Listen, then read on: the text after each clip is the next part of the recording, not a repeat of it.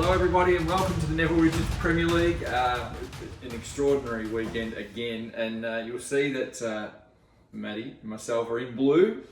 Well, Paisy, it happened. Your dark horse team got over the line on Saturday. They got the chocolates. Peakers. The Peakers. Ended the Pirate season. It was, and what a day it was on Saturday. The weather was awesome.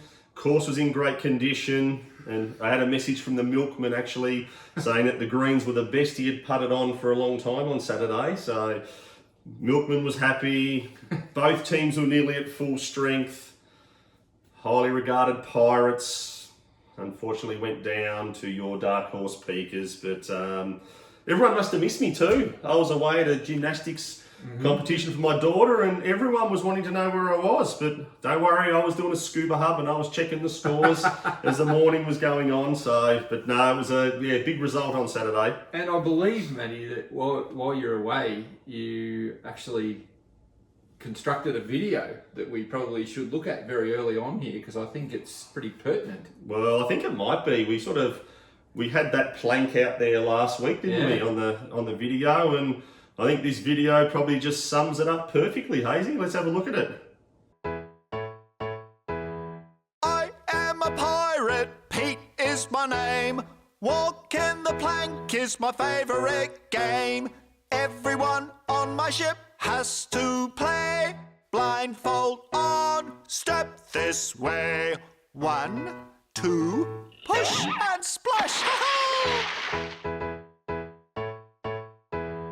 I am a pirate, Pete is my name. Walking the plank is my favourite game. One by one, the crew all played. Blindfold on, step this way. 1, 2, push and splash. Now I am a pirate, Pete is my name.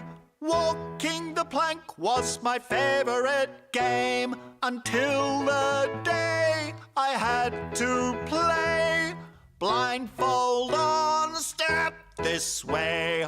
1, 2, push and splash. Help! I can't swim! Pirate Pete. Who would have thought? I did send him a commiserative text message on Saturday night, and I think his words were, "I'm not going to lose any sleep over it, Matt." Oh, yeah. I think we haven't heard the end of that. Yeah, so, but the mind games occurred during the week. Digger James was under an injury cloud, or so he told Dale Pollock. Sent a little text to say that he may not be playing due to an injury. Flanders was seen practicing his talking skills at home in the bedroom. While Scuba Hub tried to inspire the team despite his absence, and Leroy was up to his usual pre-game antics. Yes, I don't think he made it past 8:30 on Friday night. Have you got any imagery? Yeah, another photo here that you'll see of him at. I don't know when he'll learn, and then here he is Saturday morning preparing for golf, and it just doesn't get any better. There was an emergency call went out for a stand-in chairman. Yes, and I did cause some derision amongst the team. Heaton wasn't too happy that being a player and he wasn't able to fulfil that chairman role, and they gave it to John Bowman of all people. And obviously he didn't play, but he was just there for moral support. But I think from the first year when John was actually probably the self-appointed captain of the Hookers, and he hated the Pirates, so I think he might have been a little bit of... Just Pearl Harbor. Yes, I think he might have actually. Really? Yes, but big win for the Peakers though. And before we get into the details, I know an ex-Pirate was also found wanting on the day. Yes, I did see a video, as we see here, of young Toby Prime. He was a Pirate in previous seasons, hasn't played this year, apparently due to a new baby, but he's been playing more golf than anyone. But I think he just didn't want to cop the shit that we give him each week. But nice drive there on the fourth, Toby. I hope you bought the big man a jug. Haven't got the prize for not quite reaching the red markers yet. That's his second shot that we just saw on that video. So fascinating. Wasn't a great day for the Pirates. Let's walk through it, Matty, because it didn't start this way. There was a lot of talk and buzz around the course early. I was out there and I saw some really good action from Dennis Wood. He looked like he was up for the contest.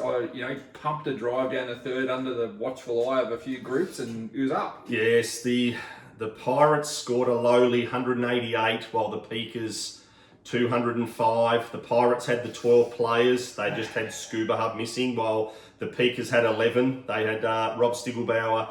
He was up north in the sun, and Chris Dodds, I believe, was helping his son move house. So that's why he was unable to play. But for the Pirates, as you said, Dennis Wood 36, Darren Heaton 33, Manny Golfers 32, Dale Pollock 31, and Lynn Kirby and Dave Newman's 28 counted for them. But for the Peakers, Yvonne Casey and Soupy Collins had 30, Digger James had 33, David Milne 33, John Leading 35, Murray Wiley 36, and Barry Doyle was the star. He was on 38. And he was out late, so it just sort of was the cream on top, really, wasn't it? It was, yes. As I said, the Peakers have come from the clouds to reach the final. You could sense during the week that there was pressure on certain Pirates players, and they were feeling it. The normal strut around the club had gone and had been replaced by dragging their arse along the ground. That's how much they were feeling it. The Pirates had 6 players play in the morning, while the Peakers had 3. As I said, the Pirates had the best score from Dennis there at 36 and Fleas 31. Dennis Wood, as you mentioned, 36. Could have been better, Dennis. He was on target for 40. I did send him an inspirational, positive text message as he was 31 after 14 holes. That was when you sent the text? That was when I sent the text. Yeah. And then he decided to go 1-1-2-1. And before you say I sabotaged the Pirates, I did send the same inspirational message to Flanders when he was 21 after 11. And he's rock solid mentally. Sure. I know, and I stressed to him the importance for it was his time to shine and to deliver for the Peakers. And what did he do? He went white 1, 2, 2, white 2, and finished on 28. Maybe he knew his team was going to do it for him, so he's manipulated that handicap a little bit more to get an extra shot for maybe the grand final in 2 weeks. Good management. Well, he's pretty dumb, but maybe he's very smart. maybe smarter than we all give him credit for. I can't believe that your texts have the killers as well as the video. I know. Like, I was there at the gymnastics and I was looking through the leaderboard and found a couple of little nuggets going there. But the Peakers players in the morning, they were led by Digger James on 33. He eclipsed playing partner Fleet Pollock. And then Brendan Collins 30 was a counted score. But the advantage really in the morning was Pirates because they had that 36 in there. And when the PM players hit the course, it was anyone's game. The Peakers were the most steady. Some players have been doing it all year for their team, and the Pirates season just imploded. I like Johnny Leading's form. I don't know what you've got on your rundown there, but he's in good nick. Murray Wiley is too, for that matter. Yeah, 2 in a row for those guys, which is good, which is great for them. As I said, the Pirates had Heaton come in with 33, and then Manny Golfers is 32. Right at the end of the day, wasn't enough. He needed about 50 to get him over the line. But and then the other best of the PM players that the Pirates could offer was the great White Hope Leroy video from last week where he said he'd found it. He was going to lead them to victory. He had a paltry 26. And Jerry Raviani, who... He wasn't too happy that I suppose talked about his ineptness on the golf course, and he came in with 26. So I guess I am right, Jerry, you are no good. Maybe your safety blanket Scuba Hub not being there maybe had an impact. But the Peakers in the Arvo, as you said, Murray Wiley's 36, David Mills 33, and then when the last 2 Peakers come in with Johnny Leading and Baz, victory was assured for them. Baz was on target for 40 as well, but he wiped, I think, the 14. Did you send him a text? No, I didn't send one at that stage. I was in the car, and it's not responsible to send messages while driving, Mark. That's very true. But no hard luck stories to focus on here, really. Pirates just completely outplayed by a better team on the day. Disappointing end of their season. Lost 4 of their last 5. 188 was actually their 4th lowest score for the season, while the Peakers, their 205 was actually their 2nd highest score of the year. So they put it together when it was counted. Under 25s, Jimmy Pike had 25, Johnny Poe 24, And then for the Peakers, Lloyd Shepherd had a measly 21. Ooh.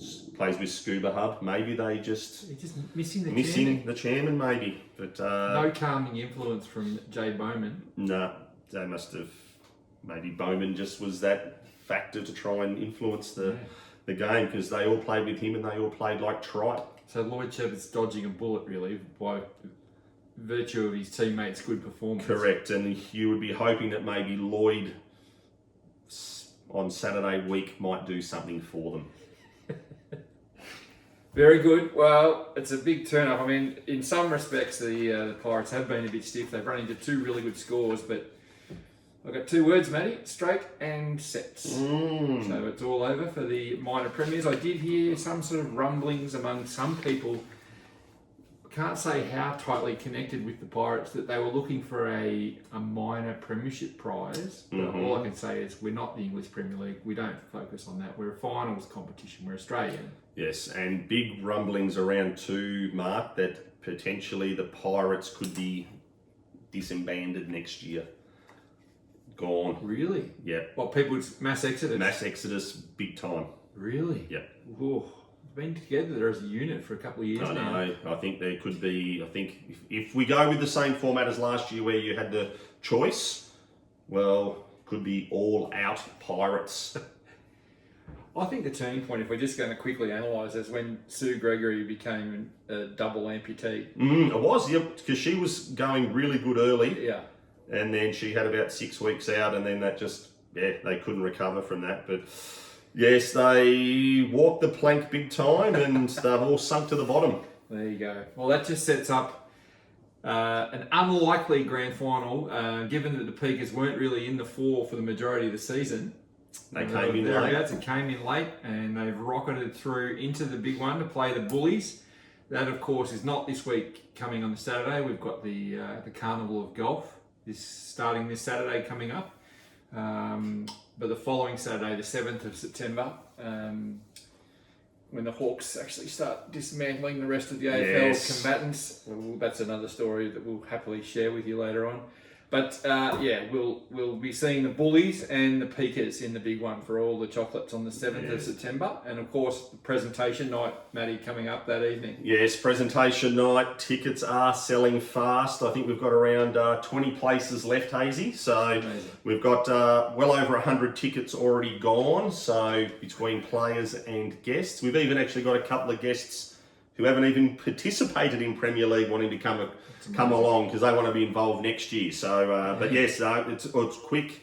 If you haven't registered, you still need to do that through that first initial email. I might even get Mark to attach a little button on this email as well. So if you have not registered, you still need to do that, even though your ticket has been paid for as a player. You still need to register your attendance. We've got tables of 8.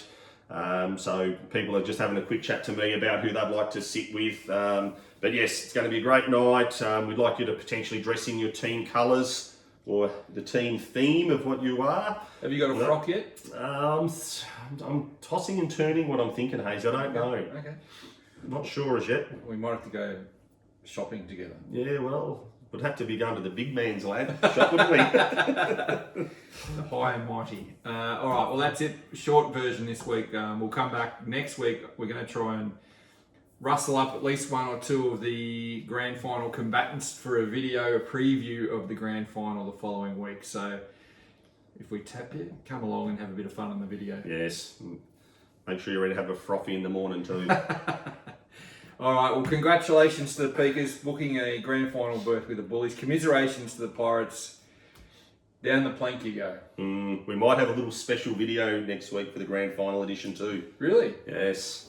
Any secrets? Well, we've got our overseas honorary Peaker who's been there all year, Yanni Lathuris.